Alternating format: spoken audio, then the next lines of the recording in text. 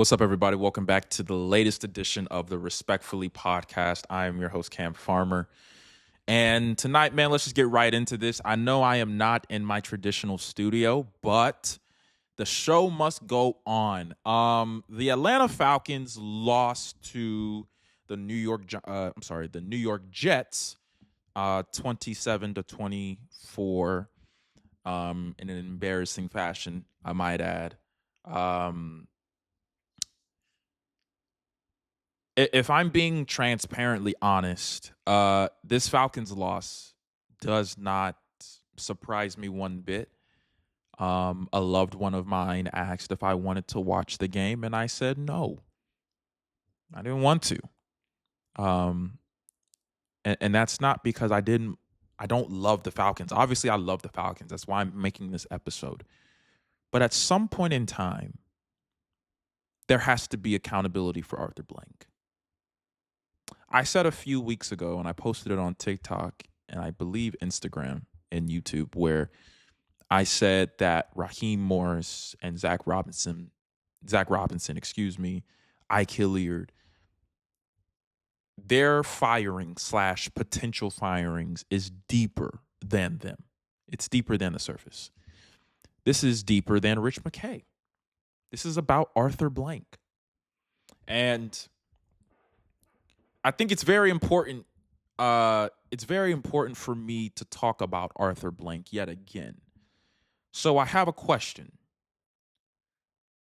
Is the loss to the New York Jets a perfect summarization of the organization that Arthur Blank has been at the helm of for the last decade? I think so. It is because of Arthur Blank that Falcons fans feel the way that they do. Week after week after week, Falcons fans are subject to Raheem Morris's embarrassing press conferences that feature the phrase, "We got to figure it out. We got to get it right." The whole nine.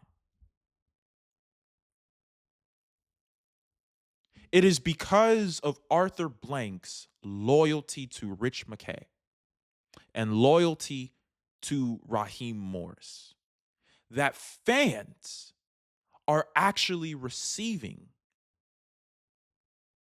a negative portion or a negative uh, uh, return on investment of the relationship that Blank has with McKay and Morris.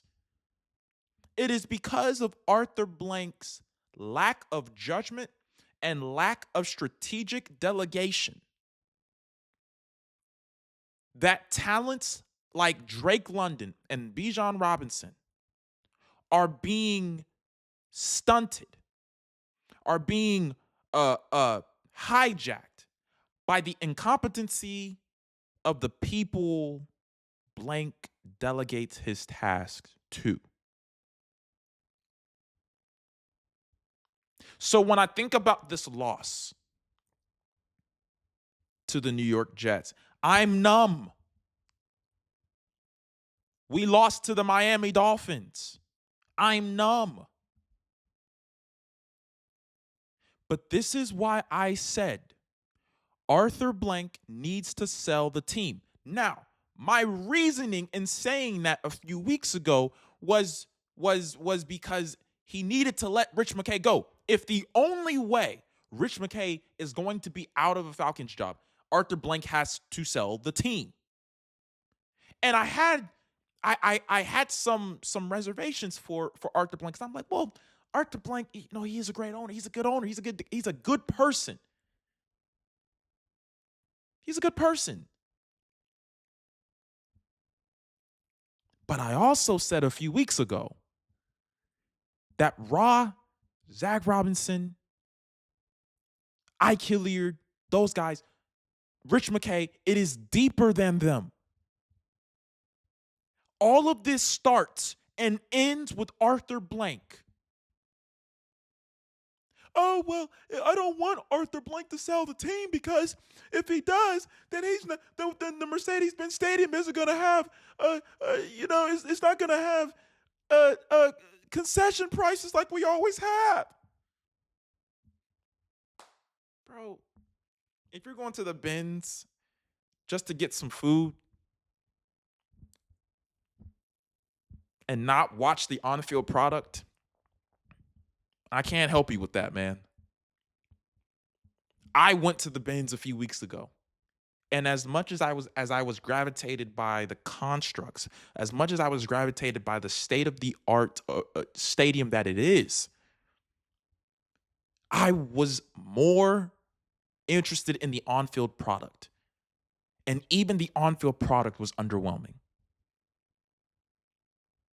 All of this starts and ends with Arthur Blank. And to that reason, that is why Arthur Blank must sell the team. Because if he does not sell the team, do we as Falcons fans, do we truly trust Arthur Blank to make the right decisions in strategic delegation in who he decides to delegate his tasks to, i.e., a new CEO?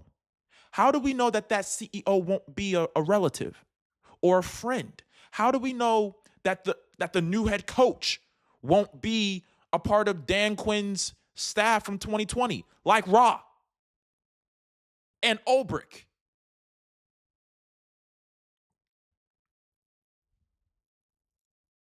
Just a few questions.